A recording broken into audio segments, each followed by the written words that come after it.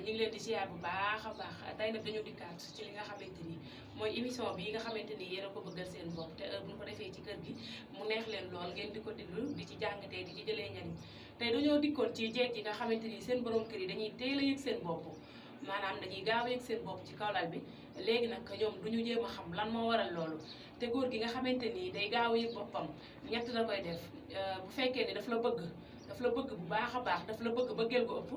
kooku day waral bu ngeen di am rapport day gaaw a yëg boppam bu fekkee ni dafa tukki ci biir yàgg day soog a ñëw loolu da koy waral bu fekkee ni dafa xiif loolu da koy waral kon jigéen ñi war nañuy bàyyi xel bu baax a baax di toppatoo seen borom kër yi ci côté gu nekk toppatoo nag dafa bari ay façon parce que góor boo ko yoree war ngay xool mi ngi xiif mi ngi mar ba xam ay yéreem set na di ko toppatoo ci côté yu nekk te sama mbokki jigéen ñi ci ñi ma ko war a wax dafa am ñoo xamante ni seen toppatoo dafa des te góor buñ ñu leen di jox pour ñun ñu leen di toppatoo bu baax a baax ci côté yëpp moo ko tax a jóg yaa ngi dégg góor war nga koy càmbar di ko xool lekk na naan na ba xam tilimut loolu lépp war nañ koy xool mais sama mbokki jigéen ci ma ko sañ a wax loolu lépp duñ ko bàyyi xel te bu fekkee ne ci côté lal bi dafa sooxee dañuy nekk di dikkale waa kër gi wala sax ñu amal seen borom kër ay problème te defe naa loolu du ko jar góor das koy toppatoo ni ñu ko war a toppatoowee ay ja kon foofu la ñuy jaar yëkkati suñu jataay